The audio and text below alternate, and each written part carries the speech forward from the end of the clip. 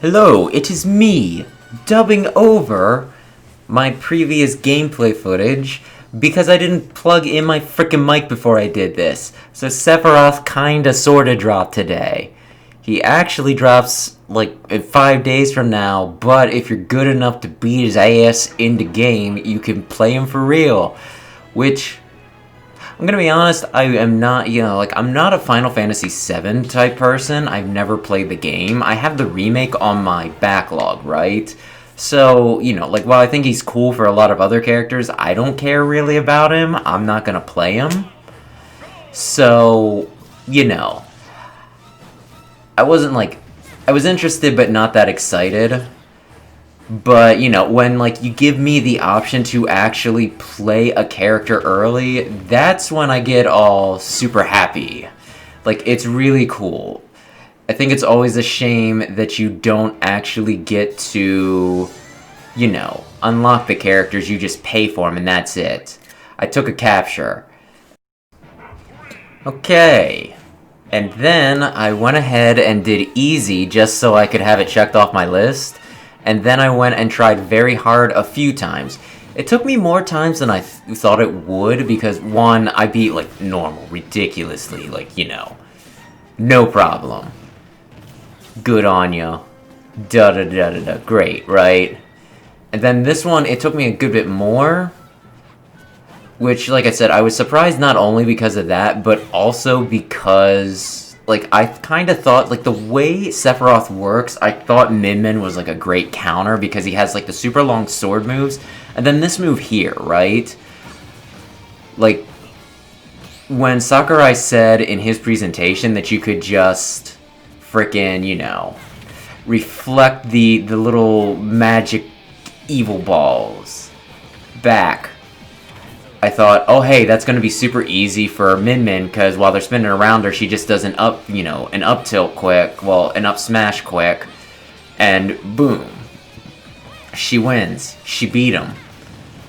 She reflects them. But what actually happens is you can't reflect them while they're spinning around. You need to wait until, they're heading for you, right? So when there's that brief moment between when they're spinning and when they, start just actually collapsing in on you, that's when you want to reflect it. Yeah, that took me about a minute longer than the other thing. Huh. And now we move on to classic mode.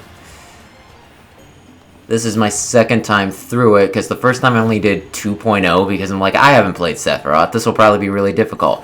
But it isn't, except for the last battle, which I can't beat without dying at least once, no matter what difficulty I'm on, it seems.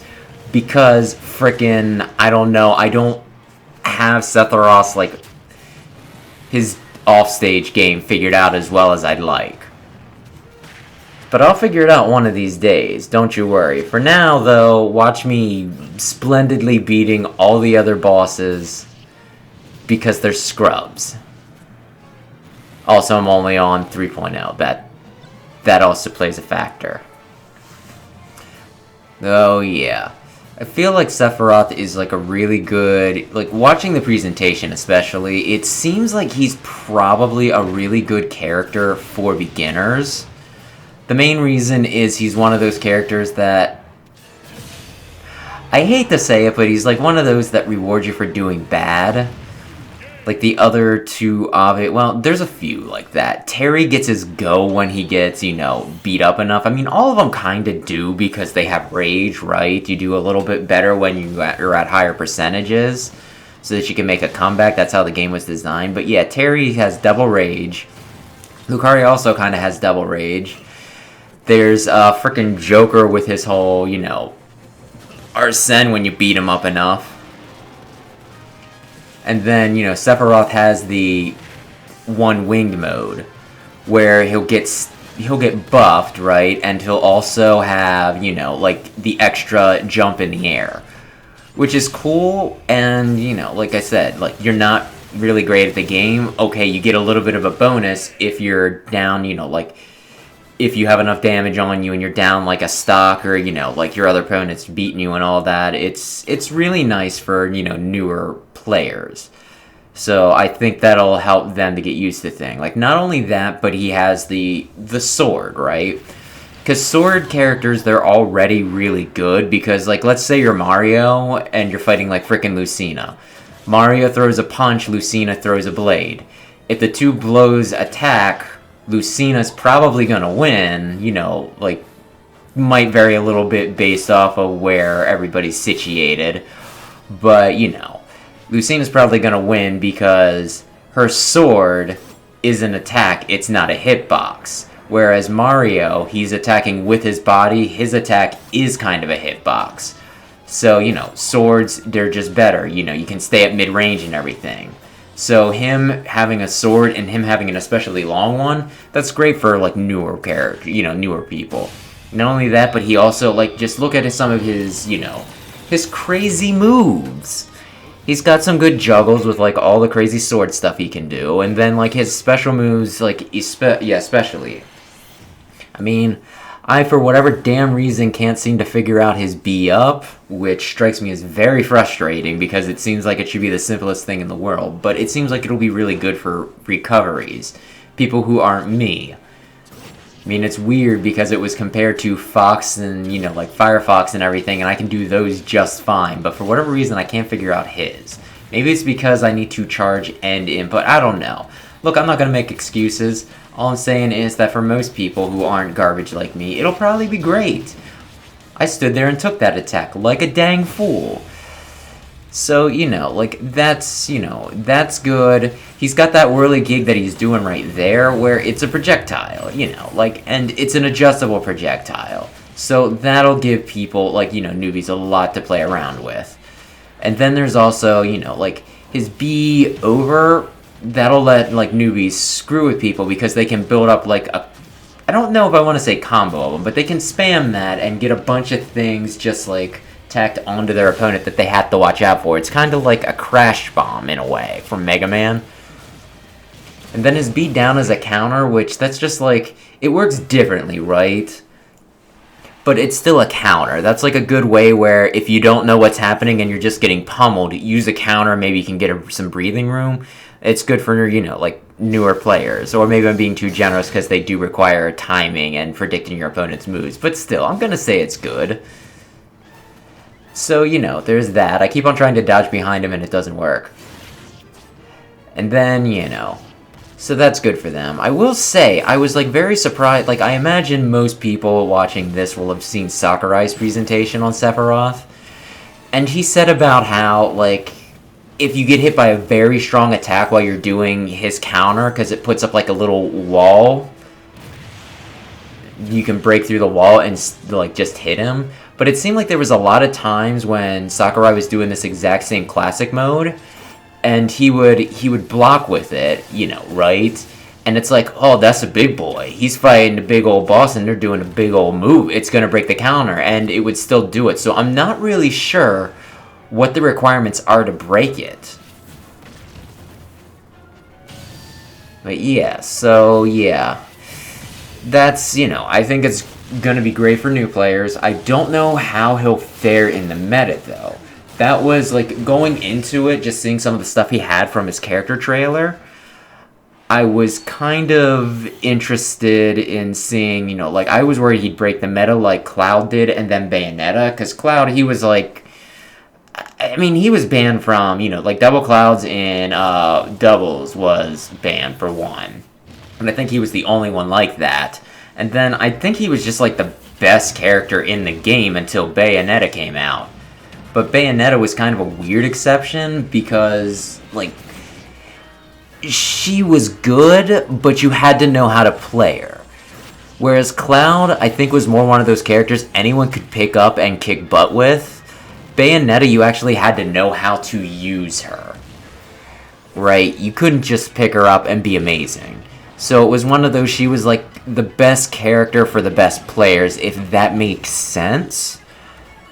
Like, the only character that I'm kind of, you know, I'm kind of worried about doing that for this game so far is Steve. Because Steve is, like, so weird with the way he works. He's got, like, he's got his blocks, which you can use to block, returns to the stage, but, like, who's gonna have that much control over, oh, I got this block, I can put it here, da-da-da-da-da-da, like, perfect block placement. It's not something just anyone's going to be able to do. And, like, his TNT can also pull off some stuff, and he's also got some really good smash moves. And you also have to be aware of, like, the mining and everything, so you can get better equipment and be aware of durability and all that stuff. It's, like, a lot, but, ouch, ouch, ouch, ouch, ouch, ouch, ouch. Oh, I felt that even in a replay. But, So Steve strikes me as one of those characters, and, like, I'm not a professional by any means. This is just my layman's, like, slightly better than average opinion, I should say. That Steve, could be one of those that he might just start winning and never stop winning. I'm glad I caught that on film, because it's very cool that I can actually cheese it like that, where, the block went on me and then I pushed it up. But we'll have to see. I don't think Steve's been around enough, and with the way things are right now, with only online with its lag, I don't think we'll actually know what the metagame looks like until after we can break out of quarantine.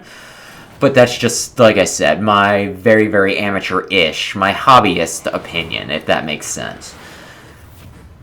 Though, yeah, that was, like, another thing. I thought Min Min was supposed to, like, I play Min Min, right? Like, obviously, from the first part of the frickin' video, I play Min Min.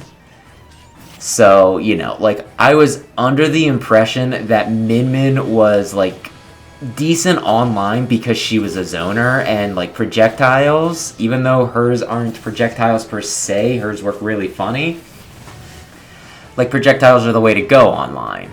So, I was, like, I thought she was, like, mediocre, like, decent online, but, like, she wasn't considered all that good. And I saw a video yesterday where somebody who is a professional, I think he's slightly biased because he did used to play Min Min, Salem, he said that she thinks she's, like, top 3 or 4, and this is where I die.